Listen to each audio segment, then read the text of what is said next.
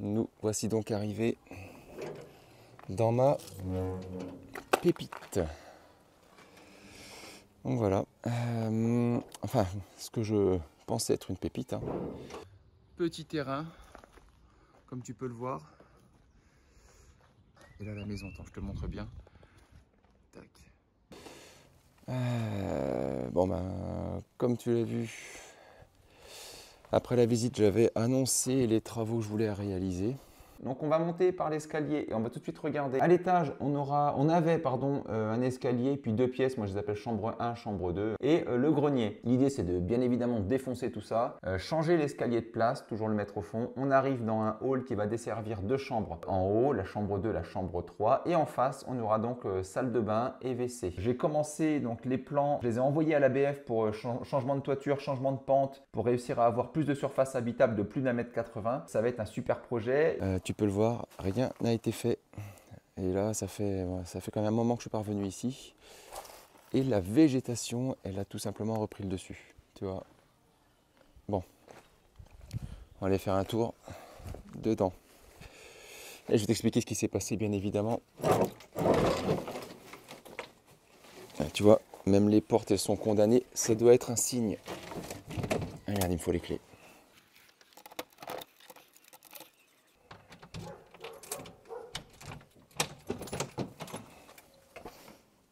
Hop. Oh là là, même les fenêtres, je peux pas les ouvrir. Catastrophe. C'est à peine plus ouvrable. Il est où le truc là?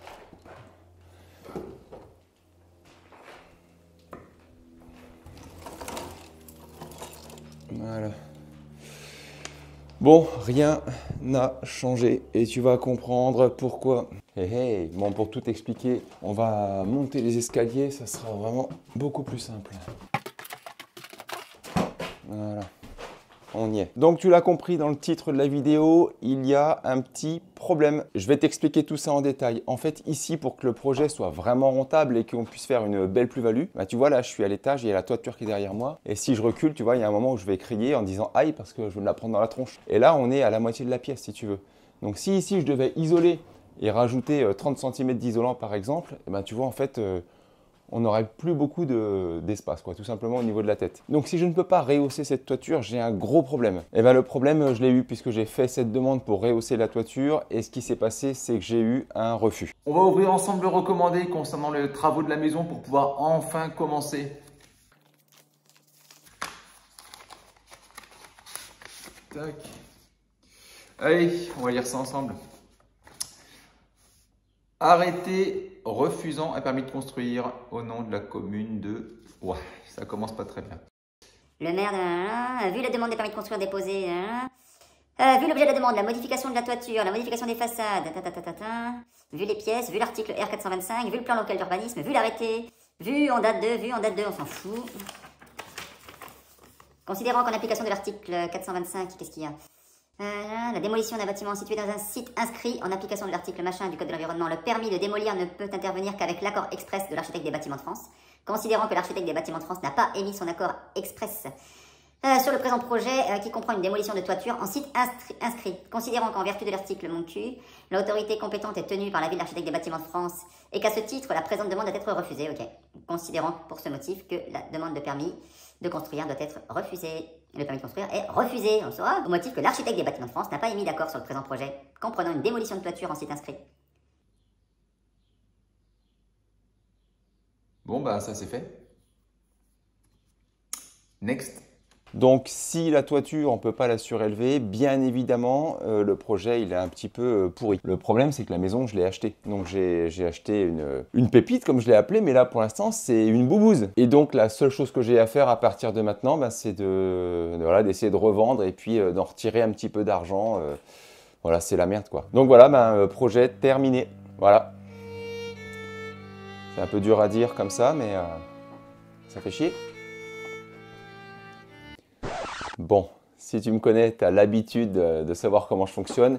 Je suis pas du genre à m'arrêter au premier refus. Donc non, on va pas s'arrêter là et maintenant, je te rassure. Tu sais, en fait, je vois ça un petit peu comme quand tu es petit et que tu demandes à tes parents, par exemple, d'aller à la fête foraine, tu vois. Tes parents, ils commencent toujours par dire « Oh non, non, on n'y va pas hein. ». Et toi, si t'es malin, eh ben, t'insistes un petit peu, puis avec des arguments super sympas. « Ah, s'il te plaît, maman, j'aurai un 16 en maths ». Et là, ta mère, si tu veux, elle se dit « Bon, je vais réfléchir 2 secondes ». Elle dit « Ok, si t'as un 16 en maths, on va à la fête foraine ». Et en gros, grâce à une condition que tu auras mis en place, tu as réussi à avoir le résultat que tu voulais. Et ben, c'est exactement ce qu'on recherche aussi ici et en immobilier. On va pas abandonner au premier non, tu ne peux pas. Et oui, on va essayer de trouver des solutions. Donc, qu'est-ce que j'ai fait? Déjà, première chose, j'avais fait une toiture à la mansarde. Ça veut dire qu'il y avait une partie plate et une partie qui allait vers l'arrière. Je te mettrai les plans, ça sera plus simple pour t'expliquer. Mais en fait, en faisant ça ici, la toiture, elle remonterait au droit ici jusqu'à un peu plus d'1,80 m.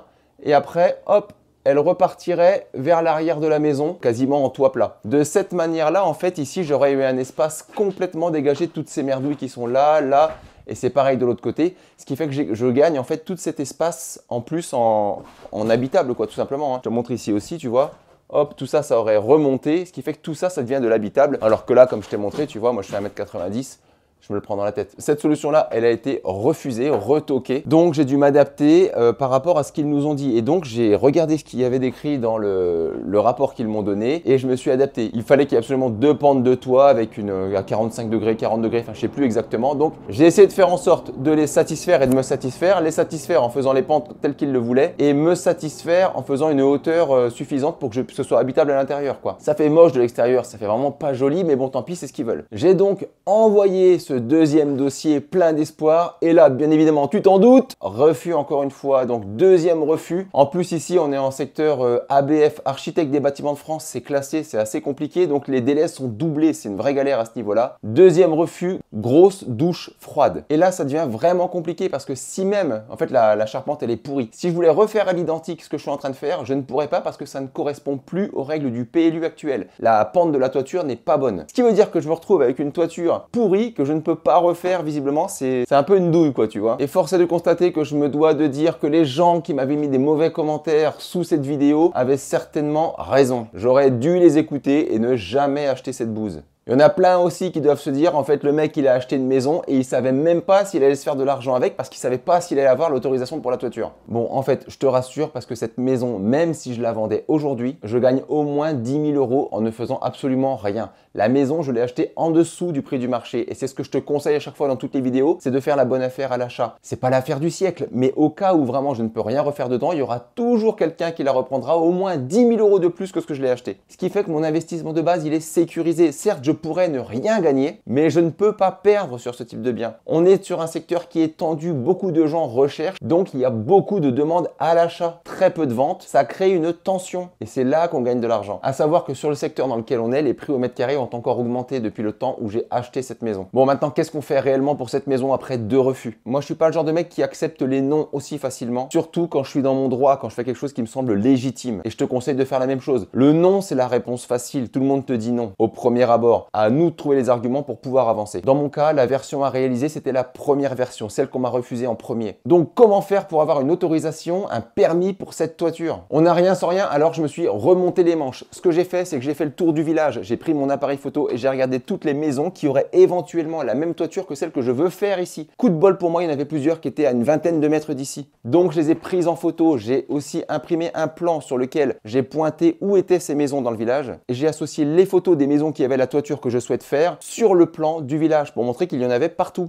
Ensuite, j'ai été prendre un rendez-vous en physique avec des vraies personnes en face de moi pour expliquer mon projet et me présenter aussi. Parce que ça, c'est quelque chose que les gens négligent. Se présenter, expliquer son projet, c'est hyper important. Donc, on y est allé avec mon architecte parce que ça, c'est aussi un point. Il te faut des plans qui soient parfaits. Les plans d'architecte sont juste géniaux et tous les services instructeurs préfèrent parler avec des architectes parce que c'est des professionnels du métier. Donc, n'hésite pas à t'entourer encore une fois des meilleurs. Une fois que j'ai pu avoir mon rendez-vous et ça n'a pas été simple, les interlocuteurs que j'avais en face de moi étaient très intelligents. J'ai dû présenter mon projet en expliquant que j'allais mettre des matériaux de qualité et que je voulais respecter les normes architecturales du village. Les matériaux que j'utiliserai sont les mêmes que ceux qui sont déjà utilisés dans le village et je veux faire vraiment un truc mignon. En gros, transformer cette vieille bouse en réelle pépite. Et c'est vrai que les dessins que j'ai amenés sont vraiment jolis. Parfois, les règles telles qu'elles sont écrites ne sont pas extrêmement bien établies, mais quand tu as des gens intelligents en face de toi et surtout que tu présentes le dossier de la meilleure des manières, tu arrives à avoir des résultats. Est-ce que j'ai fini par l'avoir ce putain de permis? Bien Bien évidemment, je l'ai eu. J'ai eu l'accord final pour la toiture, j'ai laissé passer les délais, j'ai appelé un huissier qui a pu faire un constat du panneau d'affichage et j'ai un permis qui est purgé de tout recours. C'est bon, je peux commencer les travaux, enfin! Il y a vraiment une chose importante qui m'a permis de réussir à avoir ce permis. Sous la vidéo de présentation que j'ai faite quand j'ai acheté la maison, j'ai eu plus de 1000 commentaires. Déjà, premièrement, je tenais tous à vous remercier parce que c'est vraiment cool. Et dans ces 1000 commentaires, il y en a plus de 90% qui sont bienveillants, qui filent la patate, qui donnent envie d'avancer. Dans le lot, il y a quand même d'autres commentaires qui sont nettement moins sympathiques et qui pourraient avoir tendance à te faire aller au fond du trou s'il fallait, quoi. Enfin, surtout si t'es pas préparé, parce que moi, ça fait 15 ans que je suis dans l'immobilier. Donc, si tu veux des mecs qui balancent des scuds toutes les 5 minutes, j'ai fait que ça d'en entendre. Ce que je te propose, c'est qu'on fasse un petit medley des commentaires qui sont, disons, plutôt motivants. Lol. C'est parti. Ah, c'est le problème des bricolos du dimanche qui font n'importe quoi pour faire du pognon sur YouTube et font écrouler la maison du voisin. Un message plein d'optimisme. La chose à surtout ne pas faire en 2023 avec les nouvelles normes qui arrivent. Bonne chance. C'est bien connu, il faut arrêter de rénover des maisons à partir de maintenant. C'est quand même le patrimoine français. Le problème, c'est que c'est acheté pour une miche de pain par un requin aux dents longues et qui va nous refaire du contemporain, comme d'hab. Bon bah moi je suis français, donc je pense que je peux acheter le patrimoine français si je le souhaite. C'est acheté pour une miche de pain, mais tout le monde pouvait acheter ce bien-là. Et visiblement, je suis un requin aux dents longues parce que je refais à neuf des biens qui étaient inhabitables et je vais refaire du contemporain, comme tu as pu le voir sur le permis de construire. Je respecte le type de construction qui était fait à l'ancienne. Bref. Des poutres hyper saines, juste nettoyer la brique. Il risque d'avoir des surprises. Rien que de visu, je le crains. Les surprises, c'est la vie. Alors, t'as de l'argent pour pouvoir acheter sans arrêt? Non, j'achète sans arrêt pour avoir de l'argent. Tout refaire, prix des matériaux en hausse, contraintes énergétiques. Si on ne veut pas faire appel à des artisans, beaucoup d'huile de coude. Hausse de la taxe foncière, amortissement à long terme, à la revente, taxation sur la plus-value, entretien périodique car location saisonnière. Résultat, le miroir aux alouettes pour les novices qui pensent qu'il n'y a qu'à, je sais pas, encore un qui pense qu'il n'y a pas d'argent à se faire en immobilier, d'où ma réponse. Et pourtant, malgré tout, on gagne de l'argent en immobilier. Ah, les croyances limitantes. Pour moi, il manque beaucoup d'informations importantes. La ville où elle se situe, car le prix me paraît énorme pour ce que c'est. Et surtout, parler de décaisser et de surélever sans avoir fait d'études de faisabilité. Indiquer des prix sur une calculette sans rien dire sur le coût et le nombre de mois prévus pour les travaux, c'est un peu simpliste. C'est vendeur sur YouTube, mais il ne faut pas vendre du rêve et faire une vidéo complète. Bienvenue dans la vraie vie, Sébastien. Ce que je montre est du live. Il faut attendre les autorisations, par exemple. Et tous les chiffres, je pourrai les donner une fois que le travail sera réalisé, ce qui me semble logique. Faire une série de vidéos demande du temps, comme l'immobilier d'ailleurs. Si tu souhaites de la gratification immédiate, il y a des compilations de vidéos de chats sur YouTube. Humour et sans rancune, bien sûr. J'aurais pas mis plus de 10 000 €, 135 000 €, mort de rire. Beaucoup ne voient pas le potentiel à la revente. Tant mieux pour nous. On te les laisse volontiers tes ruines. Une fois rénovées, on va voir à qui tu vas les revendre et à quel prix. Mais tu as raison d'investir dans la pierre. À défaut d'habitation, elles te feront un joli tombeau. Amen. Bon, le mec il s'appelle Archangelus Lucifer 666. T'as compris qu'en te baladant à côté d'un mec comme ça, question motivation, s'il voit un trou, il te pousse dedans, il fout de la terre par-dessus ta tronche, il baisse son pantalon pour rajouter du compost et il invoquera le diable en faisant couler son sang sur tes cendres. Il y a quand même des beaux déglingos. Hein. Ça s'écrit maison pourrie. Tu devrais corriger ton titre. On ne dit pas maison pourrite, mais pourrie. Maison pourrie, pas pourrite. Un peu d'orthographe, s'il te plaît. Bon, pour la compréhension du second degré, je crois qu'on passera. Hein. Vraiment insalubre. Tes futurs locataires vont se plaindre et souffrir. Détruit, reconstruit, crevard. Et la VMC, elle est où? Je pense qu'il est temps pour certains d'acquérir un bécherel d'orthographe. Et le coût des travaux, du con? T'as au moins 80 000 boules de travaux. Là, on sent le mec fin. Bon, pour la réponse, allez, c'est gratuit. Encore un dont la mère n'a pas fini le travail. Bon, balancer une petite crotte de nez, ça fait du bien de temps en temps. Le problème, c'est que moi, ça fait 15 ans que je vis de l'immobilier. J'achète, je revends, je fais des plus-values et je continue de le faire depuis des années et des années. Donc le mec qui me dit ça marchera pas, c'est pas possible, si tu veux, moi, ça passe par ici, ça ressort par là parce que je sais comment fonctionne le système. À mon niveau aujourd'hui, l'immobilier, ça m'a permis d'avoir un lifestyle qui est complètement différent de celui que j'avais il y a 15 ans. J'étais employé, j'avais des commerciales, j'avais un écran, j'avais des horaires fixes. C'est terminé aujourd'hui. Je gère mon temps exactement comme je le veux. Je travaille complètement différemment. C'est pas que je travaille plus, je travaille beaucoup. Mais si demain je veux partir 2 semaines en vacances, je peux, je dois rien à personne en fait. Si un mardi à 14 h, je veux me mettre sur ma terrasse avec un livre, je peux le faire. Et cette liberté de temps, elle n'a aucun prix. Jamais de ma vie, je retourne en arrière. Et quand je fais ces vidéos, c'est peut-être parce que toi aussi, tu as envie de dire fuck à ton patron. Coucou! Au revoir, président! Qu'est-ce que c'est que ce truc, Corinne? Ben, c'est Pierre. Au revoir, président.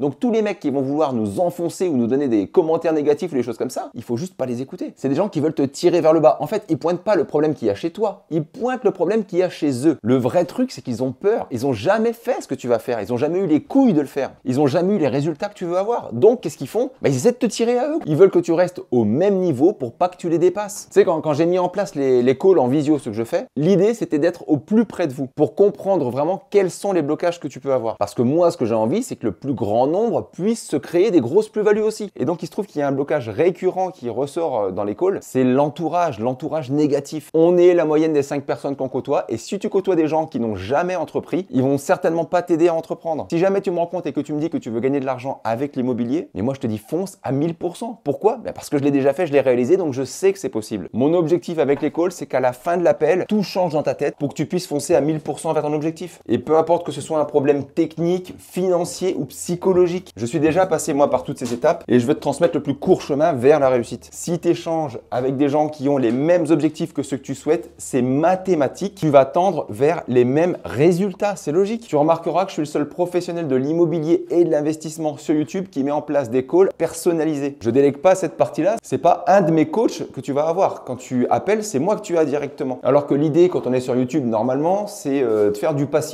tout simplement, c'est-à-dire de vendre des formations en automatique pour se dégager énormément de temps. Moi, je veux être à ton contact, j'aime me mettre en danger, j'aime me mettre en situation et j'aime régler des vrais problèmes de vraies personnes, en face à face. Ça me fait pas peur parce que c'est mon quotidien de régler des problèmes, parce que c'est ma vie l'immobilier, réellement. J'ai pas besoin d'être sur YouTube pour gagner de l'argent. Je gagne de l'argent avec l'immobilier. C'est mon vrai métier, ça. Et je connais la valeur que je peux t'apporter. Donc d'ailleurs, toi, si ça t'intéresse un call, sache que en description, tu as le lien. Il y a toujours une offre, une réduction en ce moment et c'est 100% satisfait ou remboursé à la fin du call. Tu me donnes pas de raison, t'as pas aimé le call, ça va pas, t'as pas eu assez d'infos, je te rembourse sans raison. 100% sans risque. Ça n'existe pas un investissement sans risque. Moi, je l'ai créé. Pour revenir dans le vif du sujet, ne parle pas de tes projets à des gens qui ne sont pas capables de le comprendre. Tu sais, moi, tous ces commentaires, ça me touche pas le moins du monde parce que quand je les lis, je te dis, je suis soit sur ma terrasse, soit dans un bon restaurant, soit en voyage. En fait, moi, je suis en train de kiffer pendant que les mecs, ils écrivent des commentaires de merde. Je choisis à 100% les moments où je souhaite travailler et ça, tu vois, ça n'a pas de prix. Donc, reste focus. C'est hyper important pour réussir ton opération. Et c'est ça le grand secret. C'est qu'en fait, quand tu as des refus, quand tu as des bâtons dans les roues, des gens relous, il faut que tu restes focus sur l'objectif que tu veux atteindre et l'énergie que tu dois mettre en place pour y arriver. Dans cette maison, si j'ai réussi à avoir le permis, c'est simplement parce que j'y ai cru et que j'ai mis toute mon énergie sans me soucier du qu'en dira-t-on. Sur cette chaîne YouTube, moi je cherche l'authenticité et tu remarqueras que dès que j'ai acheté la maison, je t'en ai parlé. J'ai expliqué à l'avance tout ce que je voulais faire. Tu vois aussi les délais qu'il faut pour avoir certains documents parfois, les problématiques qu'on peut avoir et il n'y a rien de compliqué dans tout ça. C'est juste un peu de technique et surtout beaucoup de persévérance. Et la persévérance, c'est ce qui manque à la majorité des gens de cette planète. Tu n'as pas échoué tant que tu n'as pas arrêté d'essayer. Le problème, c'est pas de tomber, c'est de rester le cul au sol, exactement au même endroit où tu es tombé, sans te relever par la suite. Et le seul qui a échoué, c'est celui qui a arrêté d'essayer. La réussite, elle est facile à obtenir, elle met juste pas le même temps d'une personne à une autre. Ne t'arrête jamais d'essayer et la réussite viendra. C'est mathématique. On va peut-être se refaire un petit tour dehors, on va regarder ce que ça donne quand même. Et franchement, forêt vierge. T'imagines qu'il y a le mur de la maison derrière? Regarde-moi ça. La nature, c'est un truc de ouf. Même là, regarde, sur la grille, là. C'est un délire. Bon, il n'y a plus qu'à ramener une belle masse et à exposer tout ça. Si ça te dit, on peut faire un beau suivi de chantier. T'en penses quoi? Allez, let's go. N'oublie pas, investis en toi.